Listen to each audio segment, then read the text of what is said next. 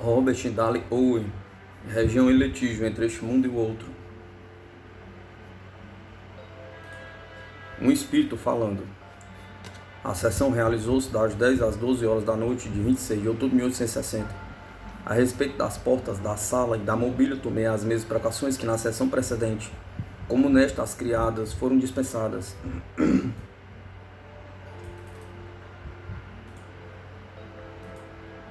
Depois de algum tempo, por golpezinhos mandaram que apagássemos a luz e juntássemos as mãos. Obedecemos, mas eu tomei outra precaução. Segurando a mão direita da senhora Underhill e a esquerda de Carlos, levantei-as ao centro da mesa e o senhor Underhill, do outro lado, colocou as duas mãos sobre as minhas. Assim nos conservamos durante toda a sessão, de modo tal que, no começo, ao fim, a cadeia nunca foi interrompida. Depois de alguns minutos, apareceu-nos um corpo luminoso de forma irregularmente circular, de 4 polegadas de diâmetro, flutuando entre nós e a porta que ficava por trás da senhorita Underhill.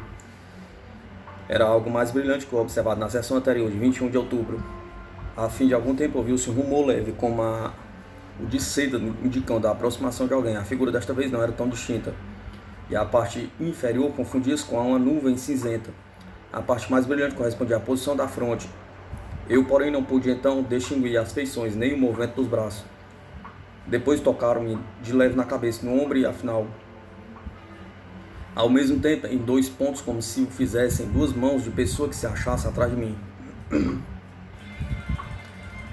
Pelo som, conhecemos que o manifestante se dirigia para o lado do Sr. Underhill, que afirmou estar a figura aproximando-se dele e pediu-lhe que, como prova, lhe tirasse alguma coisa do bolso. Não se obteve resposta aos golpezinhos ou qualquer outro meio. Imediatamente ouvi um som idêntico ao que produzira o girar da fechadura na porta fronteira. Depois o Sr. Underhill disse a figura de novo se aproximava dele. Vi o corpo iluminado encostar-se à sua cabeça. Não pude distinguir a figura tão bem como o Sr. Underhill. Pouco tempo depois, a aparição encaminhou-se para Carlos, que se assustou muito, brandando: "Vai-te embora, não te chamei." Vi-a encostar-lhe a cabeça que a tinha pousado sobre a mesa. Então seu brilho cresceu e pude ver o contorno da cabeça do jovem. Carlos disse tê-la visto distintamente e fora tocado repetidas vezes por uma mão. Quando ela se aproximava de Carlos, tinha para mim o aspecto de um lenço ou outro objeto semelhante, seguro por uma mão ou coisa idêntica.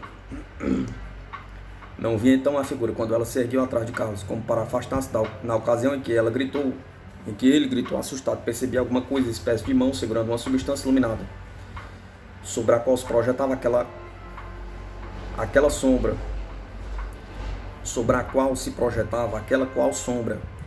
Depois via mover-se para junto do Sr. Underhill e em seguida via a mim e tocar-me levemente no ombro. De repente ocorreu-me que ainda me faltava uma evidência. Perguntei se não lhe seria possível falar. Pareceu-me que a aparição fazia muitos esforços para consegui-lo, como indicar pelos fracos sons guturais que emitiu. Depois ouvi repetindo um som semelhante a sílabas. Por golpezinho disseram-me cantar e a senhorita Underhill obedeceu. A figura que parecia afastar-se volta tocaram-me de novo pelas costas, puxando-me docemente para si. Então, em uma das paradas do canto, ouvi pronunciadas uma voz fraca atrás de mim as palavras: "Deus vos abençoe." Para certificar-me de não haver nisso uma ilusão de momento, pedi que falasse outra vez e, no outro intervalo do canto, ouvi de novo, bem distintamente, a frase: "Deus vos abençoe." Parece-me que a pronunciava ao meu ouvido. A voz era baixa, aparentemente voz de mulher, um pouco mais forte que o cochicho, e as palavras pareciam pronunciadas com esforço, em tom comprido, como costuma falar uma pessoa debilitada pela enfermidade. Observei também que as palavras eram pronunciadas separadamente, guardando entre si um intervalo perceptível, mas os sons eram da voz humana, ainda que baixos e suaves. A senhora Underhill disse depois só ter distinguido a palavra voz e não as outras. O senhor Underhill afirmou que ouviu sons articulados, mas não distinguiu nenhuma palavra, concluindo somente que não havia dito alguma coisa, que me haviam dito alguma coisa. Depois de algum tempo, vi a figura passar por detrás da senhora Underhill e conservar-se por alguns minutos junto de seu marido. Em seguida, vi eu colocar-se à minha esquerda, pude ver o contorno da cabeça e da face. mas ainda como anteriormente ela estava coberta com um véu que lhe deixava perceber as feições. Contudo, vi alguma coisa não observada antes, semelhante a tranças de cabelos negros caindo de um a outro lado da face, o contorno mal definido de um braço, que por mais de uma vez se moveu para lançar para trás a trança que caía para frente, parecendo querer com isso chamar minha atenção. Quanto ao contorno geral da figura, foi nesta seção menos distinto que na outra. Depois a figura colocou-se atrás de mim. Eu estava inclinando sobre a mesa para evitar que o Sr. Underhill ficasse em posição forçada para alcançar as minhas mãos. Senti beijar-me os ombros, depois meus dois ombros foram simultaneamente tocados e, final, por cima das costas da cadeira, puxaram-me docemente para trás, suprimindo-me de encontro a uma forma que me pareceu material. Quase ao mesmo tempo, beijaram minha mão. O Sr. Underhill disse então: vós o estáis puxando para trás. E a senhora Underhill, um pouco incomodada, acrescentou: todos são tocados, menos eu. Não quereis saber de mim? Perguntou. Apenas tinha pronunciado as palavras quando, assustado, deu um grito, pois que inesperadamente tinham-na beijado na testa. Cessaram então as manifestações. Não mais se percebeu na sala nenhum objeto luminoso, nenhum toque, nenhum ruído ou som de qualquer espécie. Examinei tudo atentamente e estou certo de que nenhuma porta foi aberta ou fechada. 1 ou 2 minutos depois, por golpezinhos, nos disseram: acendei o gás. Feito, achamos tudo como anteriormente, com uma única exceção. Certifiquei-me olhando para baixo da mesa e para a despensa que na sala só estivéramos nós. As 3 portas estavam fechadas, mas a chave de que estava à minha frente havia desaparecido. Perguntei onde a tinham posto os golpezinhos. Responderam: procurar, e resolvemos tudo. E quando examinamos nossos bolsos, ela foi encontrada na do Sr. Underhill.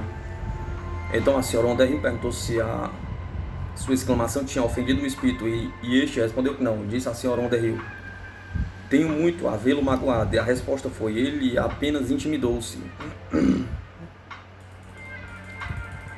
Então, tendo eu perguntado se o grito de susto da senhora Underhill havia sido a causa da cessação das manifestações, responderam afirmativamente.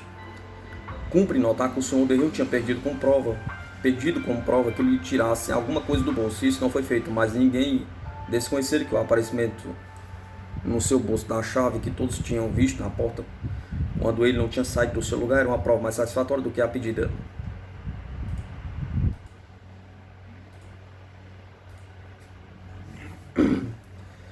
Quem senão um espírito poderia fazê-lo? Pergunta.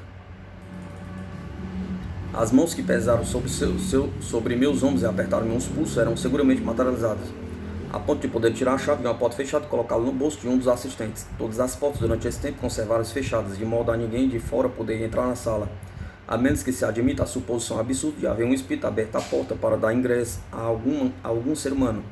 Apesar de ter toda a razão para estar satisfeito com os resultados obtidos, resolvi prosseguir nas investigações, esperando ver uma aparição à luz do gás ou em pleno dia. Mas não me foi então possível fazê-lo. Deveres do cargo obrigaram-me a sair de Nova York. Num discurso dos acontecimentos que se deram nesses tempos agitados, minhas horas e pensamentos se empregaram em coisas diversas. Na primavera de 1862, o juiz Holt e eu fomos nomeados em comissão pelo governo para organizar o regulamento dos fornecimentos do Exército, com a obrigação de residirmos em Washington. E um ano depois nomearam-me presidente de outra comissão do governo encarregada de informar a condição dos escravos recentemente emancipados nos Estados Unidos. Assim não foi senão no fim da guerra que pude retirar minha atenção dos negócios públicos para prosseguir de modo regular e consecutivo aos meus estudos espíritas. Talvez me tenha sido útil essa mistura de ocupações mundanas e contemplações ultramundanas, dando nascimento a vistas mais claras e a um tom mais prático às minhas investigações. Minha experiência de 1860 fez-me conceber a opinião de que uma aparição objetiva pode ser obra de espíritos, porém possível em raras circunstâncias.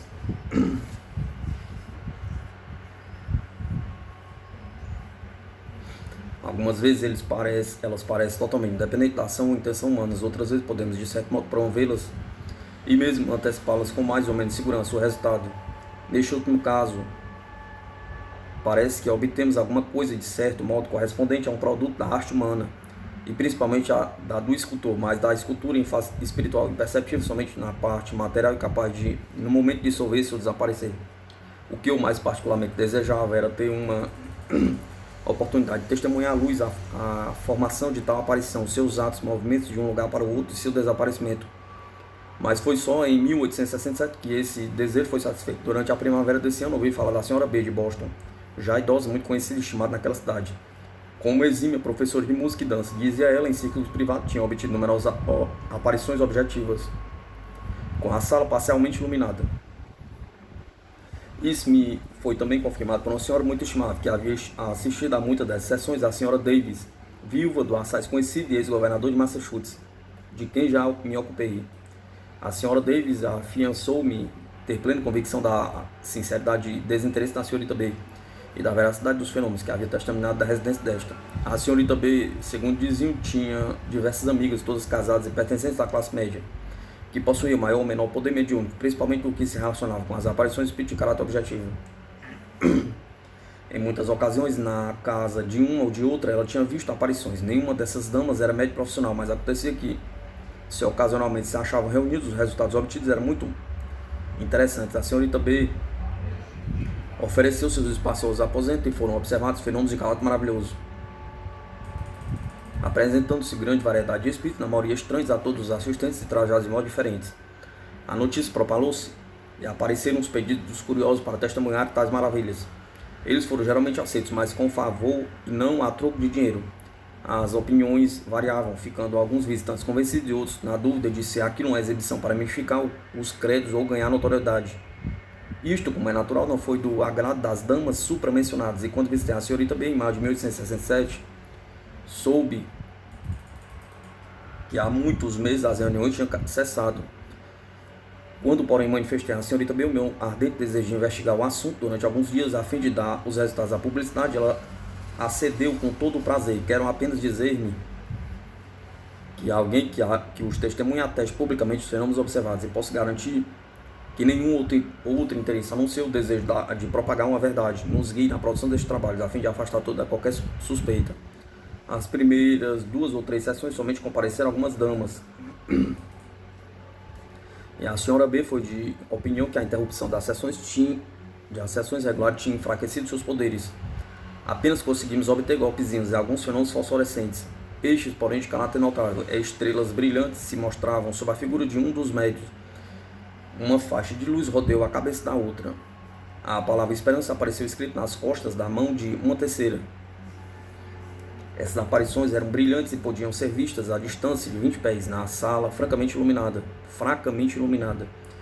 Os golpes eram tão fortes que algumas vezes abalavam o sofá em que nos assentávamos. Até a sessão de 4 de junho, porém, não se deu a aparição desejada. Nessa ocasião, achou-nos em circunstâncias mais favoráveis, porém não considerei a prova como completa, porque não testemunhei nem a formação, nem a figura, nem o seu desaparecimento. Somente a 25 de junho podemos ter reunido todas as damas que formavam um ciclo primitivo. Fiquei considerando esse dia, 21 de outubro de 1860, como notável das minhas experiências espíritas.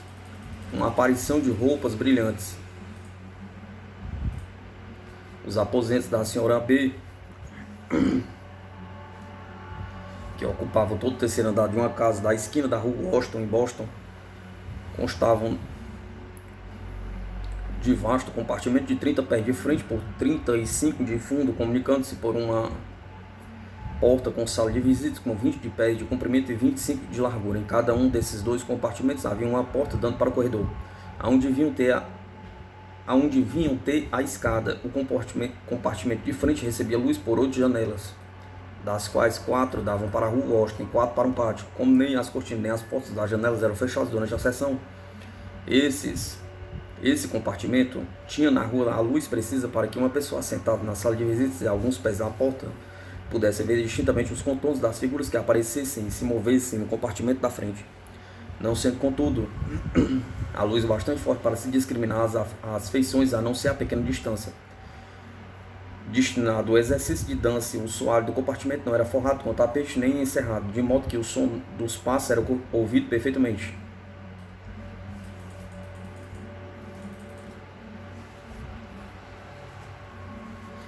Exceto eu, só havia mais um visitante, a senhorita John Davis. Os médios amadores que assistiam à sessão eram 6, as senhoritas S, J, D, George, N, B, Sarah, A, K, Fanny, C, P, William, C, H e Mary, Anne, C, todos regulando ter de 30 a 40 anos de idade. Antes de começar a sessão, a senhora Davis e eu percorre Percorremos o compartimento, examinando com todo o cuidado. A mobília compunha-se de um sofá, um piano e muitas cadeiras encostadas às paredes. Não havia despensa, nem armários, nem recesso de qualquer espécie, Examinamos a porta que dava para a escada e a senhorita Davis conservou a chave dessa porta no bolso durante a sessão. Depois fechamos a porta que comunicava com a sala de visitas, aguardando a chave.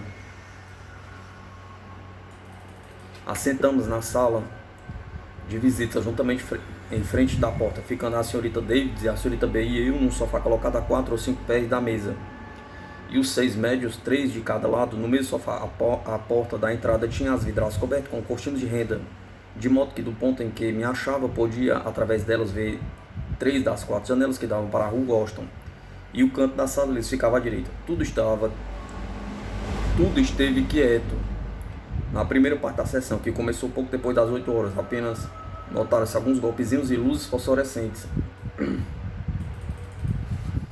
Cerca das 9 horas e um quarto, estando ali conosco todos os médicos, vi vagamente no canto direito, na linha fronteira do compartimento de frente, um vapor pardescento, fracamente luminoso, depois uma figura vestida de branco. A princípio conservou-se estacionária. Depois moveu-se lentamente, passando diante das 2 janelas da direita, até o centro da linha fronteira, entre a segunda e a terceira janelas. Aí ela permaneceu por 2 ou 3 minutos, ainda não visível distintamente. Depois, muito lentamente, sem fazer sentido o ruído dos passos, encaminhou-se diretamente para a porta e parou a uma distância de 12 a 14 pés do ponto em que me achava assentado. De repente, uma luz brilhante vindo do lado direito, ferindo diretamente a figura e sem iluminar o resto da sala, permitiu-me ver a aparição tão perfeitamente como se toda a sala estivesse aclarada pela luz do gás. Era uma figura de mulher de altura regular, vestida de branco, de cabeça aos pés, e fazenda de roupa não se assemelhava a qualquer das que estamos acostumados a ver. Ela pareceu-me como em ocasião precedente, um vestuário brilhante. Seu brilho é algum tanto parecido com a da neve caída de fresco, refletido à luz do sol, fazendo-se nos recordar do que diz o texto sobre as roupas do Cristo na sua transfiguração, que excedia a brancura da neve, ou alguma coisa parecida no mais alvo mármore, porém mais brilhante. Ela não tinha o fulgor das lentejoulas, nem enfeite brilhante, apresentando em toda a sua vestimenta um tom de uniformidade, semelhante ao de uma estátua recém-esculturada. Conservou-se de pé imóvel em posição graciosa. Se eu a visse de repente em qualquer outro lugar, sem ter testemunhado seus movimentos anteriores, imaginaria que era uma bela peça de escultura, feita de material singularmente puro e maravilhosamente iluminado. A roupa adaptava perfeitamente a forma, como vemos nas estátuas antigas, onde não se buscava, como nas modernas, figurar vestidos amplos. Julgo que essa manifestação sob a luz brilhante demorou-se por 15 ou 20 segundos. A senhora H foi ao seu encontro, aproximando-se bastante, e depois voltou ao lugar.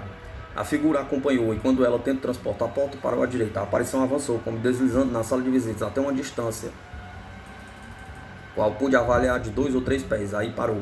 Levantei meu braço esquerdo, com a esperança de tocá-la. A figura estendeu para mim o seu braço direito, coberto do seu vestido, deixou-me cair na mão um objeto que reconheci ser uma rosa branca. Sua mão, porém, não tocou a minha. Depois, sempre com a face voltada para nós, foi se retirando com o mesmo movimento deslizante, sem se perceber o menor som de passo no assoalho. Parou pela segunda vez, a cerca de 12 ou 15 pés, e aí uma luz instantânea vindo da direita e caindo sobre ela nos fez ver quase distintamente. Não pude verificar minhas primeiras observações a respeito dessa aparição, senão no que se refere ao caráter de suas roupas ricas e resplandecentes. Depois ela foi recuando, sempre com face voltada para nós, até o centro da parede oposta, diminuindo de brilho gradualmente, até desaparecer a meus olhos. A senhorita H tinha acompanhado a aparição e ficou por alguns segundos junto ao ponto em que ela desapareceu. Via depois passar diante da janela da direita, quando voltava para junto de nós. Estava vestida de preto. Tenho certeza plena de que somente uma figura, a da senhora H, quando voltava para junto de nós, se retirou do ponto onde a figura tinha desaparecido. Tive os olhos fixos naquele ponto, sem desviá-los num só momento.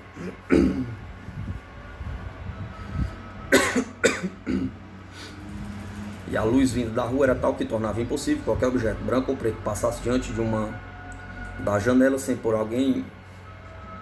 sem ser por alguém observado 1 ou 2 minutos depois do desaparecimento da figura, quanto meus olhos estivessem ainda fixos no ponto supramencionado, acudir-me o seguinte pensamento: é possível que ali nada exista? Pergunta. Esse pensamento, que não exprime verbalmente, tinha uma pertinácia me cruzando a mente, como respondendo a ela, a mesma espécie de luz misteriosa que antes havia iluminado a figura clareou repentinamente o espaço da parede situado entre as duas janelas no qual a figura havia desaparecido, esclarecendo completamente, ao passo que as janelas e paredes nos outros pontos da sala não foram iluminados. Essa claridade conservou-se tempo bastante para mostrar-me que ali nada havia mais que 2 cadeiras encostadas à parede, como tínhamos visto antes do começo da sessão. Então, sem afastar os olhos do lugar do desaparecimento, levantei-me e dei uma volta inteira pela sala. Tudo se achava exatamente como antes, tanto quanto me pude recordar. A outra porta achava-se ainda fechada. Cumpre acrescentar que 2 dos médios, a senhorita H e D, as senhoras H e D, informaram-me depois da sessão que elas não se lembravam de haver visto figura alguma. Tendo ambos despertado como de um transe ao terminar-se o trabalho, a senhorita B afirmou que isso se dava usualmente com ambas.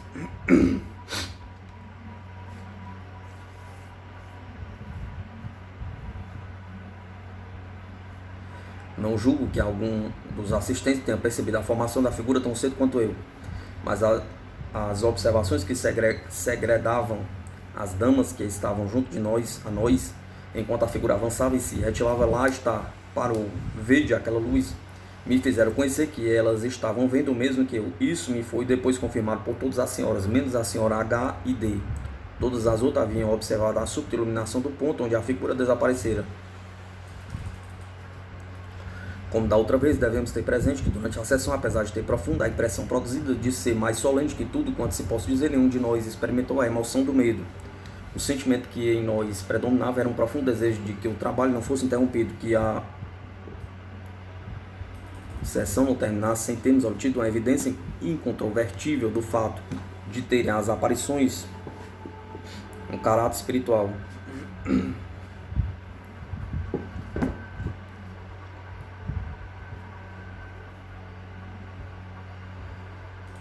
E de serem tão reais como qualquer outro fenômeno terreno.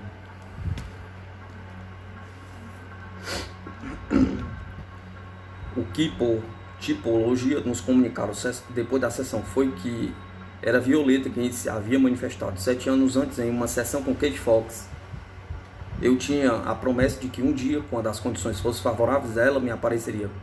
O véu escondia-lhe as feições, mas a altura e a forma e o porte correspondiam tão exatamente aos seus que, quando se aproximou de mim, então não tive mais dúvida de que ela vinha cumprir a promessa. Minha crença na realidade dessa aparição não pôde sofrer com a hipótese de que ali estivesse um ilusionista ou pré-digitador, com teatro à sua disposição, alçapões, lanternas, furta-fogo atrás dos bastidores, todos os recursos necessários para imitar aquilo que testemunhei. Ali se achavam algumas senhoras de modesta e privada condição de vida, quietamente reunidas em 2 compartimentos destinados usualmente a um ensino de alunos, e no terceiro andar de uma casa particular, não contendo lugar reservado onde se pudesse esconder uma cadeira que fosse. Elas procuravam satisfazer uma curiosidade louvável, admitindo a presença de visitantes somente por cortesia. Não exigiam nem mesmo aceitaram remuneração alguma. Estavam então reunidos a meu pedido, depois de terem interrompido suas investigações durante alguns meses por haverem-nos injustamente suspeitado. Permitiram-nos examinar rigorosamente as salas antes de tentar-se qualquer experiência. Aí não havia motivo nem oportunidade para mistificação. O cunho de uma moeda pode ser falsificado, mas é preciso que o falsificador seja um perito profissional, dispõe de local apropriado e de maquinismo dispendioso. É somente a perspectiva do ganho que seduz os imitadores. O certo é que observei a formação gradual da figura, testemunhei-lhe os movimentos, recebi de suas mãos uma flor natural e vi o seu desaparecimento. Juntai a isso que o lugar desse desaparecimento havia sido iluminado pelo Espírito em resposta a um pensamento meu. Se o leitor ainda repele essa crença, julgar que 2 ou 3 exemplos não bastam para provar um fenômeno tão estranho como a formação de um espectro espiritual e sua subsequência desaparição. Depois de materializado a ponto de poder segurar o objeto material e entregá-lo a um ser humano, acompanhe-me ao capítulo seguinte. Manifestação de um parente.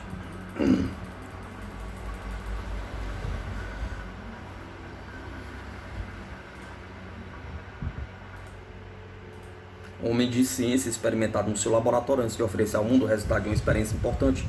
Procurei repeti-lo mais de uma vez, por enquanto persistia a mesma lei. Pois enquanto persistir a mesma lei, o resultado obtido de conformidade com ela poderá ser reproduzido. A essa reprodução de tempos a tempo torna-se necessário para assegurar a sua veracidade, visto que um observador falível pode realmente enganar-se ou interpretar mal, quando a sua observação se limita a um só exemplo. Há fenômenos físicos que são espontâneos, não podendo ser reproduzidos à vontade. Não podemos provocar uma aurora boreal nem a queda de um aerolito. As aparições devem, em geral, ser julgadas de certo ponto de vista como sendo do mesmo caráter. Entre os supersticiosos prevalece às vezes a crença de poder em uns mortos ser evocados por certas cerimônias místicas e ilegais, como o fez Saul por intermédio da chamada pitonisa do Endor. Tais superstições, porém, contam poucos crentes em nossos dias. O que há de real a tal respeito é que, em favoráveis condições de rara e difícil combinação, podemos ocasionalmente obter aparições e mesmo testemunhá-las seguidamente, não só durante semanas ou meses, mas ainda durante anos. Julguei-me assaz feliz em poder apresentar ao leitor um dos mais notáveis, talvez o mais notável exemplo ocorrido, ou pelo menos referido como tal, com permissão de testemunha, para citar seu nome, pois que é um nome muito conhecido nas rodas comerciais e sociais de Nova York, o Sr. Livemore. Esse cavalheiro há 11 anos perdeu uma próxima parenta, a quem muito estimava, chamá-la Estela. Chamemo-la Estela. No seu leito de morte, percebendo a dor pungente que empolgava o seu parente ao pensar na morte próxima, ela manifestou o ardente desejo de, se fosse possível, vir dar-lhe a certeza da continuação da existência após a morte. Ele ligou pouca importância ao fato, salvo de ver nele apenas uma demonstração de afeto da enferma, visto que até então nenhuma prova obtivera de que lhe satisfizesse a razão relativamente à vida do além. Nem ele nem Estela acreditavam nos fenômenos dos espíritos, tendo até então olhado com repugnância.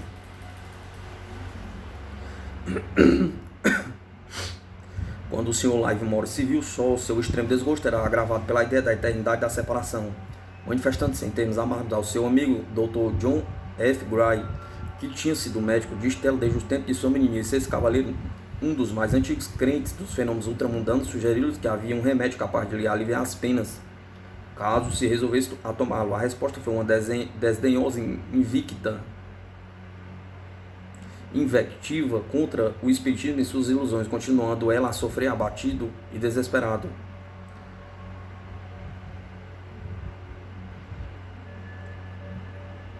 Continuando ele a sofrer abatido e desesperado. Depois de algum tempo, contudo, acudiu-lhe o pensamento mais sério do que devia haver alguma coisa nessa doutrina que um homem tão sisudo e intelectual como o Dr. Gray cordialmente aceitava. Conformando-se então com a sugestão do amigo, resolveu assistir algumas sessões na senhorita Kate Fox. Tais sessões se efetuavam umas na sala de visita do Sr. Fox, outras na do próprio Sr. Livemore. Em todas foram sempre testemunhadas tomadas as necessárias precauções para lhe dar a certeza de que durante o trabalho nenhuma pessoa estranha entrava na sala, sendo esta cuidadosamente examinada, que antes, com portas e janelas seguramente fechadas. Em algumas das primeiras sessões, 3 ou 4 visitantes foram admitidos como testemunhas adicionais, mas depois reconheceram que os melhores resultados eram obtidos quando só havia um assistente, por isso só passou a assisti-las o Sr. Livemore. Na primeira sessão, a 23 de janeiro de 1861, o Sr. Livemore pela primeira vez ouviu os misteriosos golpezinhos, como usualmente os chamavam. Depois, durante umas 10 ou 12 sessões, produziram os fenômenos usuais de tatos espirituais, comunicações de espíritos, movimento de corpos, etc. E finalmente escrito direto. Na 12ª sessão veio uma mensagem designada como de Estela, dizendo que, se o seu amigo perseverasse, ela se tornaria visível.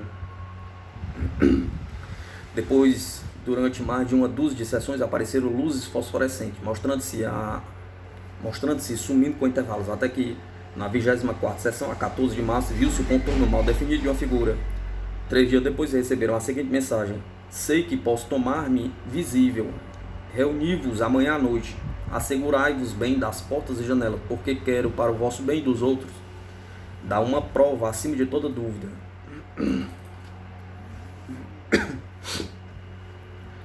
A sessão da noite seguinte teve lugar na residência do Sr. Fox, mas a família estando ausente, só o médium e o Sr. Livemore ocupavam a casa.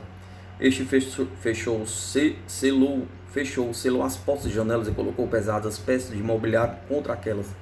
Examinou a sala rigorosamente, apagou o gás. Logo vieram as palavras: "Vou tomar a forma." Depois apresentou-se uma luz globular, crepitando levemente, e que tomou a forma de uma cabeça velada. Daí a instantes o Sr. Livemore reconheceu as feições de Stella.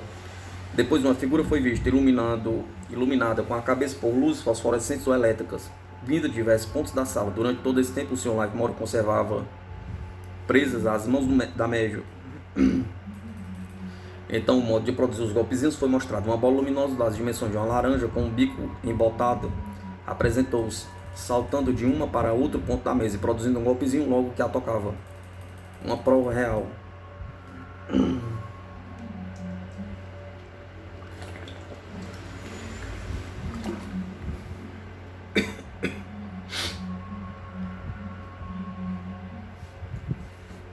Em 18 de abril de 1861,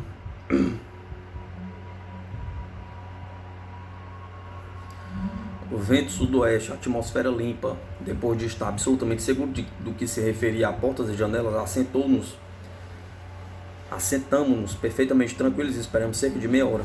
Minha fé ia se enfraquecendo quando fomos sobressaltados ouvindo tremenda pancada num peso a caju da mesa central, que então levantou-se e caiu.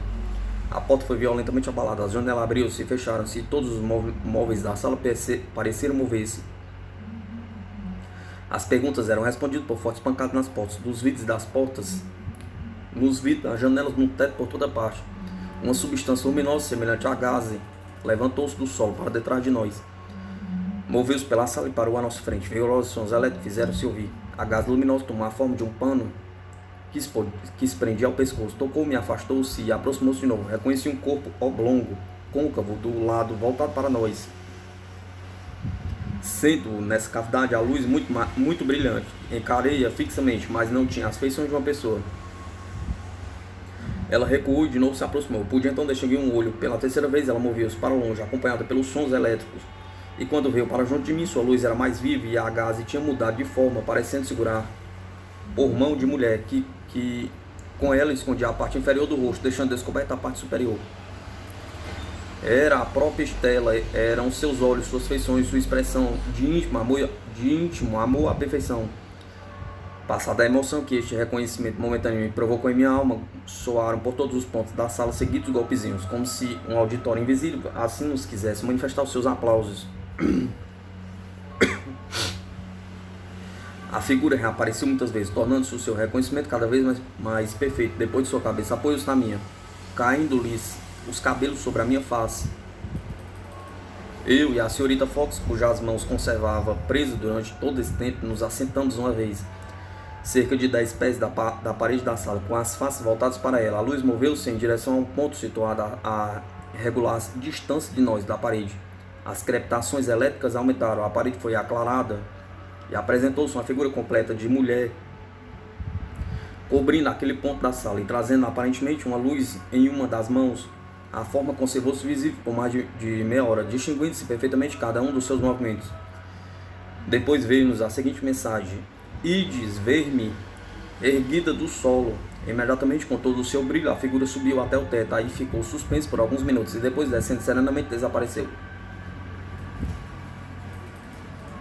Em seguida, manifestou-se entre nós e um espelho. O reflexo da figura no espelho era distintamente visível, sendo tio brilhante que se via os veios da mesa de mármore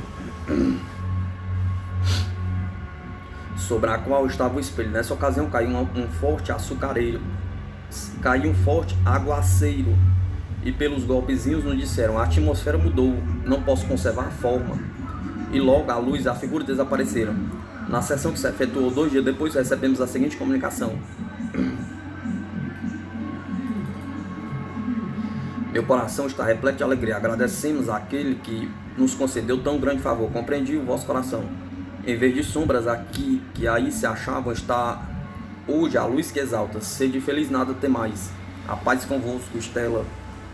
A princípio só foi visível a parte inferior do rosto, depois, porém, viu a figura completa, dando os detalhes de várias manifestações, aparentemente de um caráter fosforescente. O Sr. Livemore diz: "Afinal, um globo luminoso que se havia conservado estacionado à minha esquerda, a uma distância de 6 pés, flutuando para frente, chegou até a distância de 2 pés.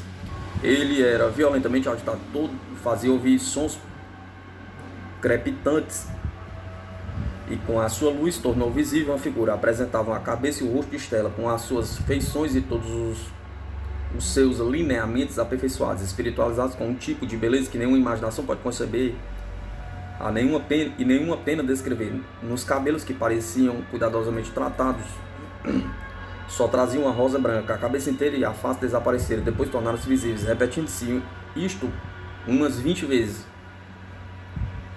O reconhecimento era tanto mais perfeito quanto maior o brilho da luz. Nessa sessão, porém, o Sr. Livemore teve outras provas para confirmar a realidade da aparição. A cabeça da figura pousou por algum tempo sobre a sua, a luxuriante cabeleira caindo-lhe sobre o rosto e na mão. Ele diz: segurei nesses cabelos que pelo tato me pareciam idênticos aos humanos, mas depois de algum tempo eles se dissolveram, nada me deixando na mão.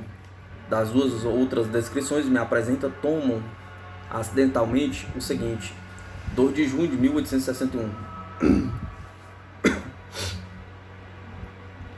Por golpezinhos nos foi dito: examinai a sala e retirai a chave das portas. O que foi feito?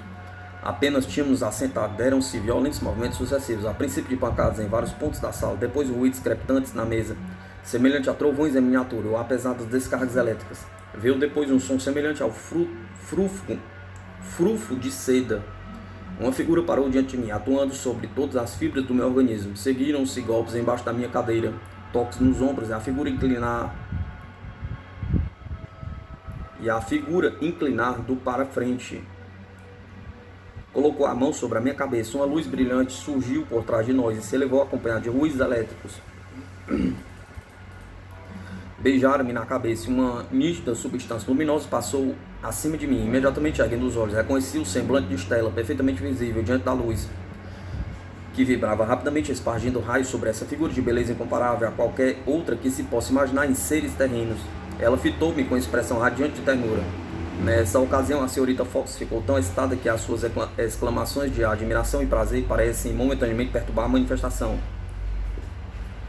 que se interrompeu até que ela se acalmasse. Depois apareceram luzes flutuando em diferentes pontos da sala.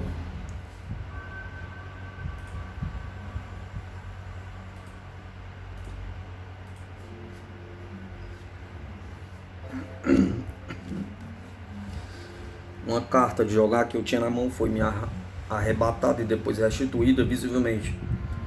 Nela encontrei uma bela comunicação, escrita em puro e correto francês, língua de que a senhorita Fox não conhecia uma só palavra. Deixando de lado muitas outras aparições e sessões diferentes, vou transcrever o que se passou a 4 de julho.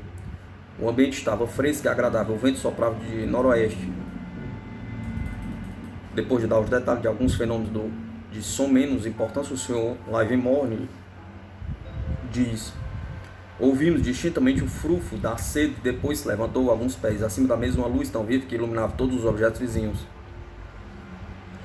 Quando ela se aproximava de mim, interpôs de súbito um corpo opaco que, seguindo a direção do raio luminoso, deteve-se a uma distância de cerca de 2 pés. Gradualmente foi descobrindo-se, mostrando o semblante de um anjo, tão belo que só a imaginação pode figurar. A figura de Stella ali se achava, trazendo na traça dos cabelos a mesma rosa branca e reproduzindo perfeitamente suas feições e expressão, sob uma auréola de luz por 6 ou 7 vezes sucessivas. Essa forma tão viva e tão bela dissolveu-se e de novo se apresentou a meus olhos.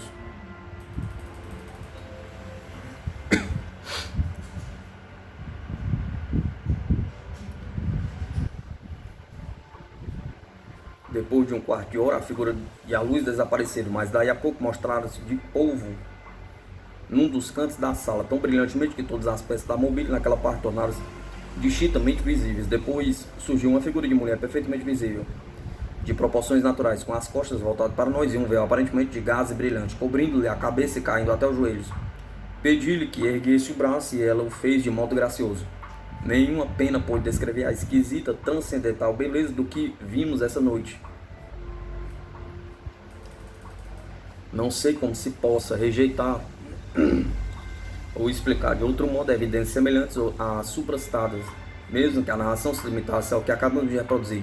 Que dirá, porém, o leitor quando souber que mais de 300 outras sessões tiveram lugar e nos quais veio sempre confirmação das experiências supra-referidas? Pergunta. É impossível, dentro dos limites deste volume, seguir o Sr. Livermore em suas recordações. Não faço mais que colher aqui e ali alguns dos mais salientes e irrefutáveis resultados por ele narrados. Uma corroboração de muitos anos.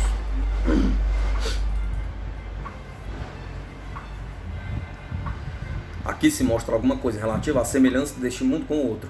A 17 de novembro de 1861, cada vez mais, a aparição ia se mostrando perfeitamente.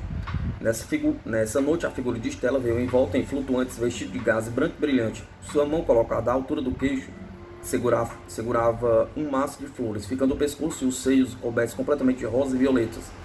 Perguntei-lhe como havia obtido essas flores e ela me respondeu: o nosso mundo é translado do vosso. Temos tudo o que tendes, jardim, flores espirituais em abundância. No mês seguinte, entre muitas outras coisas, obtiveram o seguinte: 29 de agosto. A figura de Stella apareceu logo depois de entrar na sala. Ela aí conservou-se quieta, enquanto uma luz flutuou junto da sua face, cabeça e pescoço, como se nos quisesse fazer observar mais distintamente. Enquanto olhavam, seus cabelos caíam sobre a face e vimos-la muitas vezes levantá-los com as mãos. Suas traças eram adornadas de rosas e violetas, belamente dispostas. Foi o mais perfeito dos seus trabalhos. Ela se apresentava tão nítida como se ainda fosse deste mundo. Ao seu lado parou uma outra forma, trajando claramente ouvimos um casacão com a aparência de pano preto. A senhorita Fox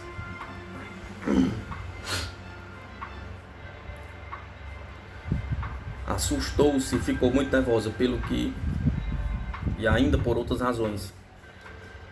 A face dessa segunda forma não se tornou visível e desapareceu pouco depois. Só conservou-se a de Stella. Temos aí um incidente provando que uma aparição pode segurar os objetos terrenos.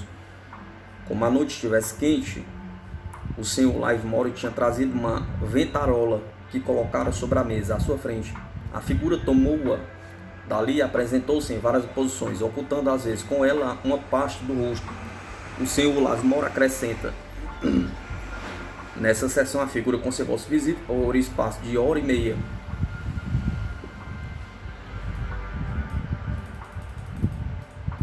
Os vestidos com ela se envolvia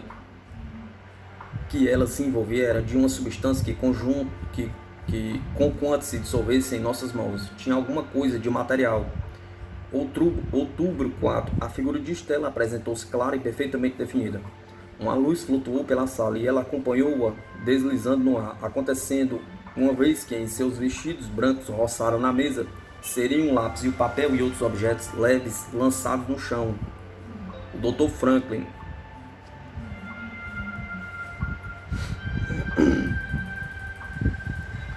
por golpezinhos nos foi anunciado que o vulto negro que havia aparecido já uma ou duas vezes era o Dr. Franklin, mas não nos deram nenhuma prova até a sessão de 11 de novembro. Então, pela primeira vez, podemos ver-lhe o rosto iluminado por uma luz que parecia sustida por outra figura. Só podemos julgar a vista dos retratos originais do homem, dizia o Sr. Livermore. Ali tínhamos uma prova de identidade. Ele vestia um jaquetão pardo de estilo antigo e gravata branca. A cabeça grande, adornada de longos cabelos grisalhos ou cinzentos, lançados para trás das orelhas. Sua face era irradiante de inteligência e benevolência. Na noite seguinte ainda voltou. Os golpezinhos, diz a memória, pediram colocássemos a cadeira para o Dr. Franklin, junto à mesa oposta a que ocupávamos. Mas a ideia dessa vizinhança tomou a senhorita Fox tão nervosa que eles não insistiram mais. Passado algum tempo, quando ela se acalmou, ouvimos a cadeira mover-se até o lugar indicado. A luz era então fraca, mas vi uma figura escura para junto de mim. Depois moveu-se ao redor da mesa, ouvimos um sussurro e a luz tornou-se brilhante e vimos a figura do velho filósofo sentado na cadeira. Sua forma e vestuário imitavam perfeitamente o natural. A luz era tão viva e a forma que tínhamos diante de nós tão palpável que a sua sombra se projetava na parede, precisamente como se fosse um homem que ali estivesse. A atitude era cortês e digna, com o braço apoiado sobre a mesa.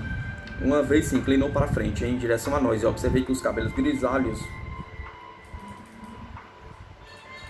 se desarranjavam com aquele movimento. Aí se conservou por mais de uma hora. Finalmente perguntei-lhe se podia aproximar-se mais, e logo a figura e a cadeira se moveram para nós. E o silencioso vizinho esteve bem perto de nós. Antes de desaparecer, levantou-se da cadeira, distintamente visível. Isso se deu na residência da senhora Fox. Mas a sessão de 30 de novembro teve lugar na própria casa do Sr. Lagmora. Este assim nos conta o que viu. As portas e as janelas foram fechadas e seladas.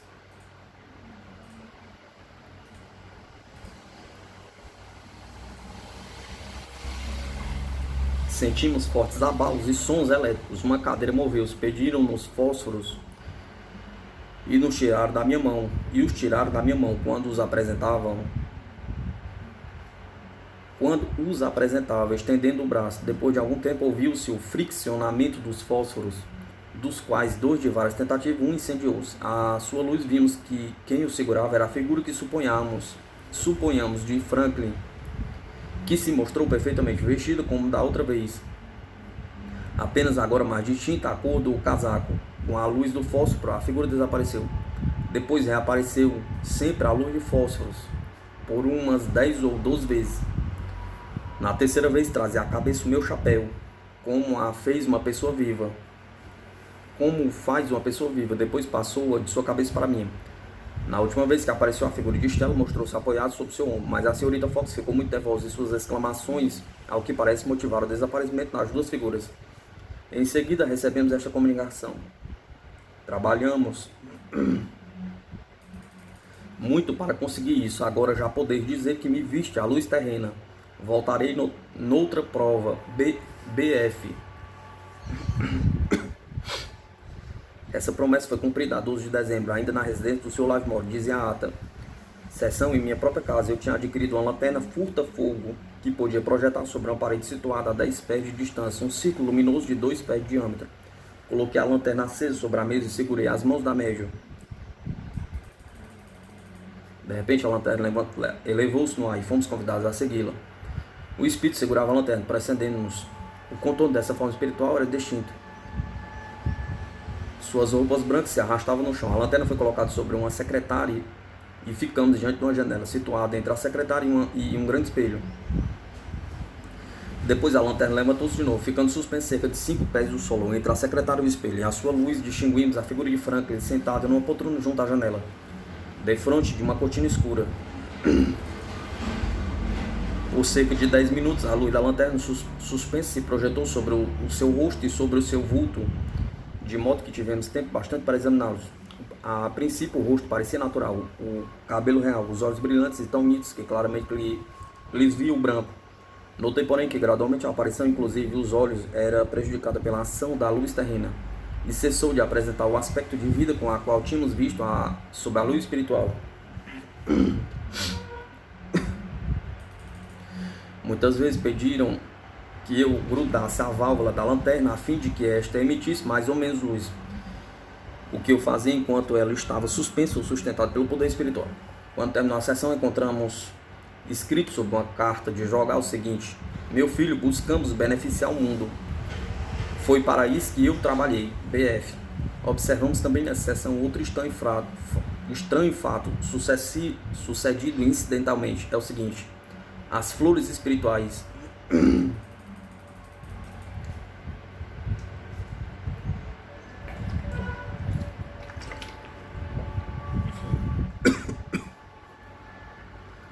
a 7 de fevereiro de 1862, firmamento limpo, a atmosfera serena, as portas e janelas foram fechadas e lacradas.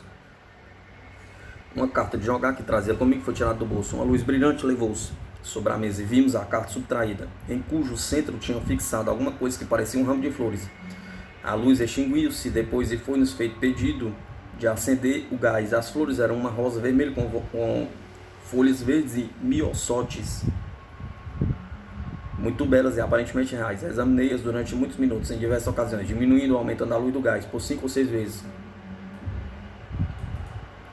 As flores continuavam, em cima delas via-se escrito: flores da nossa morada celeste. Finalmente as flores começaram a desfazer-se e os espíritos mandaram apagar a luz, o gás. Feito isso, apareceu a luz espiritual sob a qual as flores de novo se tornaram distintamente visíveis. Então, por golpezinhos nos disseram: não separeis vossa vista das flores, observai-as cuidadosamente. Assim fizemos, suas dimensões foram gradualmente diminuindo sob nossas vistas, até se tornarem pequena mancha e desaparecerem. Acendi a luz, não encontrei na carta o menor sinal. Examinei os selos das portas e das janelas com toda a atenção, estavam intactos.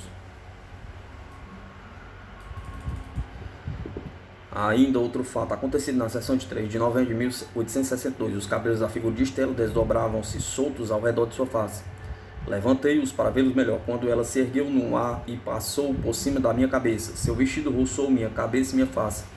Na sessão de 31 de dezembro de 1862, deu-se um incidente assim narrado. Diminui somente a luz do gás, então distingui certa mão, com mão branca rodeando o pulso. Ela segurava uma flor que, com as suas apêndices, tinha a extensão de 3 polegadas. Estendi a mão para recebê-la, mas no momento em que meus dedos tocaram-na, ouviu-se um forte estalo, como que produz poderosa faísca elétrica. Em seguida, dei toda a força ao gás. A mão flutuando continuava a segurar a flor, e depois de algum tempo colocou-a sobre um pedaço de papel que se achava à mesa. Reconheci um botão de rosa e cravo com folhas verdes, que ao tato se mostrava fresco, úmido e glutinoso. Depois apresentaram-se uma flor branca esquisita, assemelhada-se a margarida. No fim de algum tempo se dissolveu. Isso ocorreu sob a luz tão clara quanto o dia.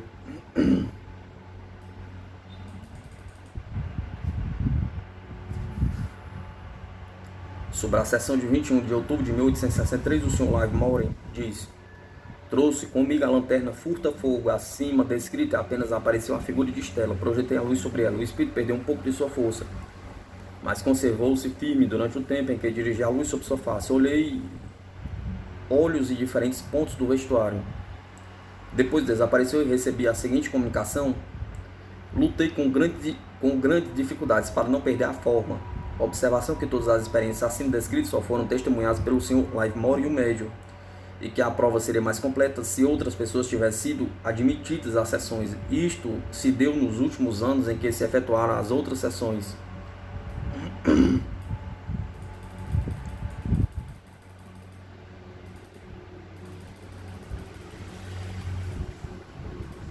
Duas testemunhas adicionais.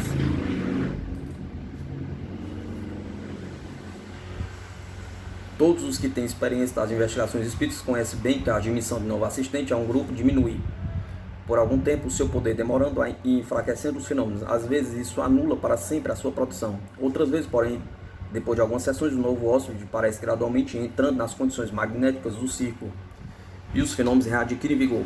Foi o que se tornou manifesto quando novos membros foram admitidos nas sessões de Sr. Livermore. Esse cavaleiro descreve 10 delas, das quais esteve presente o Dr. Gray, e outros nos quais esteve seu cunhado, o Sr. Groot. O Dr. Gray é muito conhecido em Nova York como um médico dos mais estimados e hábeis, e duvido haja nos Estados Unidos alguém que, mais que ele, tenha dedicado tempo e atenção ao estudo dos fenômenos da filosofia do magnetismo animal e do espiritismo.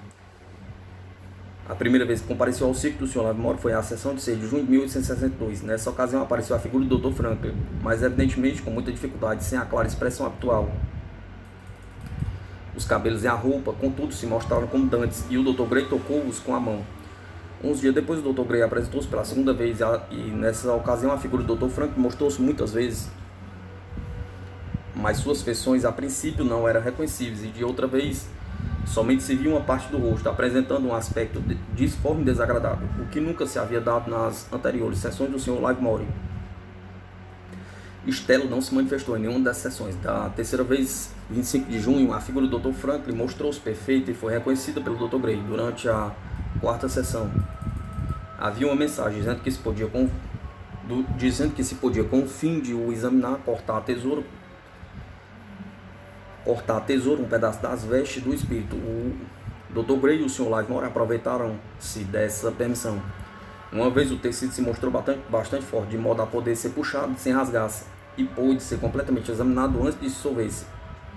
Outra observação relativa à formação gradual e parcial das aparições foram feitas pelo Dr. Gray durante as sessões subsequentes e serão consignadas no seguinte capítulo.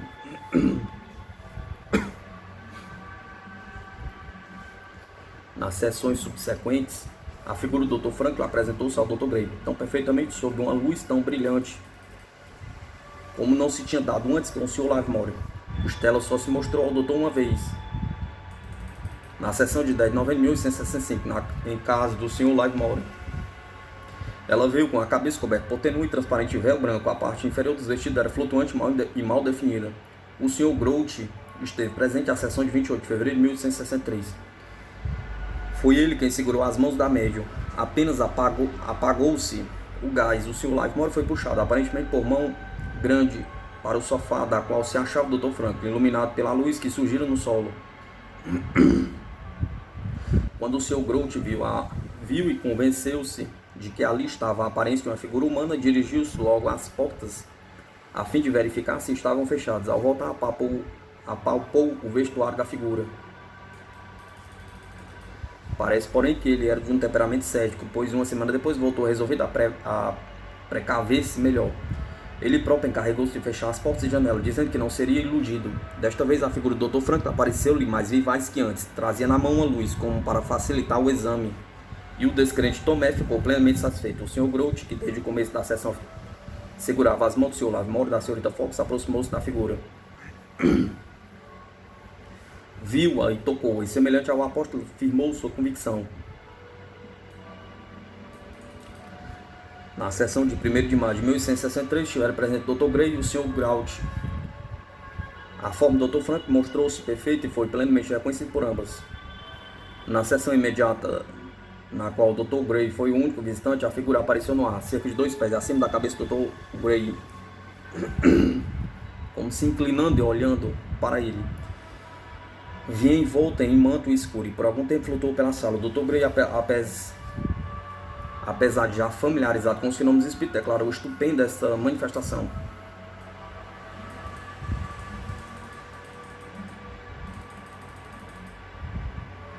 A última vez que a figura de Stella apareceu foi na sessão de 2 de abril de 1866. Daí em diante, até a data em que escrevo, apesar de o Sr. Livermore receber frequentes mensagens de simpatia e afeto, não mais viu essa forma bem conhecida.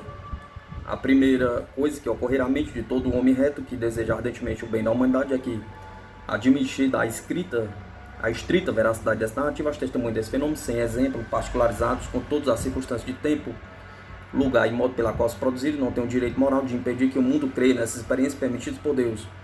Aqueles a quem mais foi dado, mais se pedirá. Sei que o Sr. Livermore sente a natural relutância de experimentar os homens que se expõem, mesmo defendendo as maiores verdades, a serem considerados mistificadores ou mistificados. Sei que ele dá o seu testemunho com solene convicção de que a mais significante alteração, o mais diminuto exagero, a mais simples tentativa de acomodar as circunstâncias descritas, a produção do efeito seria, senão uma blasfêmia, ao menos uma traição à sagrada causa. Ele não poderia ter sido iludido com esse Kate Fox já de muitos anos. É uma das jovens mais simples e impossíveis que tenho encontrado. É absolutamente incapaz de imaginar ou pôr em prática uma impostura.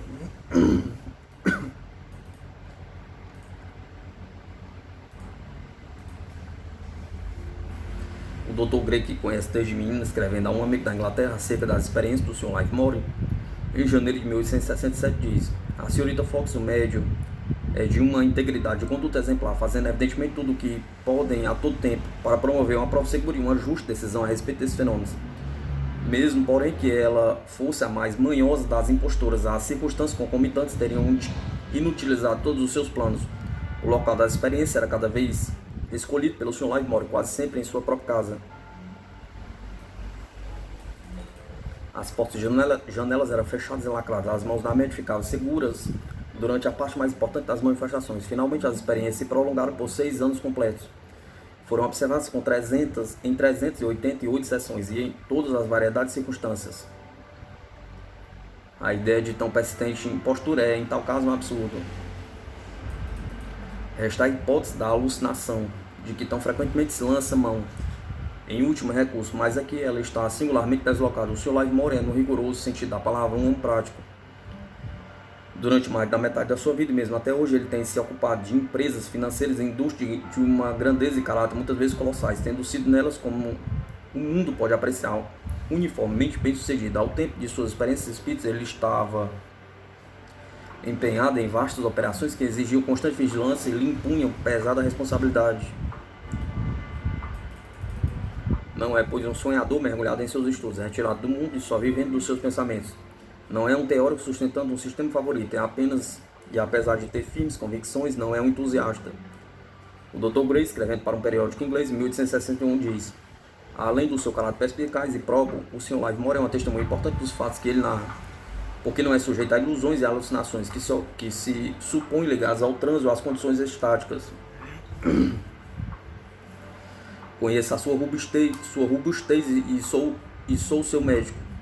Ele é menos suscetível de ser seduzido pelos erros de seus órgãos sensoriais do que a maioria dos homens que formam o vasto círculo dos meus clientes e conhecidos. Juntai a isso o fato de não depender da evidência somente do testemunho do Sr. Livermore. Há também os testemunhos do Dr. Gray e do Sr. Grote. Conservei recentemente em outubro de 1871. Com ambos aí, e eles me declararam em termos resolutos a sua sincera convicção na realidade dos fenômenos e na exatidão com que foram registrados. Qual o motivo porque, com tantos direitos, a consideração dos homens esse amontoado de testemunho deve ser posto de lado? Pergunta. Será possível imaginar que esses cavalheiros tenham feito uma baixa conspiração para pregar ao mundo, em apoio da grande doutrina da imortalidade, uma mentira sacrilégia? Pergunta. As sessões deixaram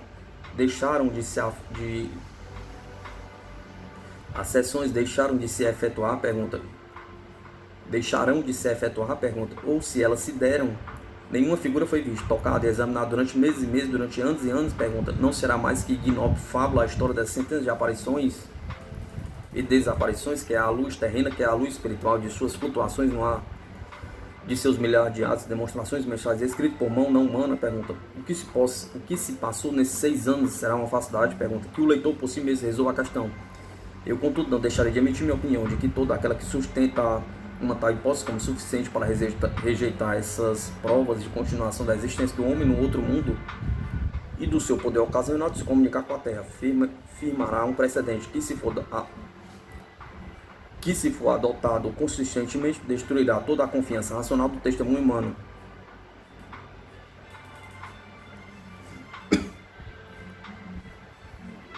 Não creio que tomem esse partido. Temo antes que o mundo entregue aos mil cuidados, deveres e gozos da vida, não ligue a isso a consideração devida, semelhante aos judeus que ouviam falar Paulo no Aerópago de Atenas, alguns dos quais zombaram quando ouviram dizer que os mortos ressuscitariam, e outros disseram: nós te ouviremos depois. Se tais fenômenos de um valor inestimável puderem ser confirmados, são uma brilhante realidade ou uma ilusão perigosa.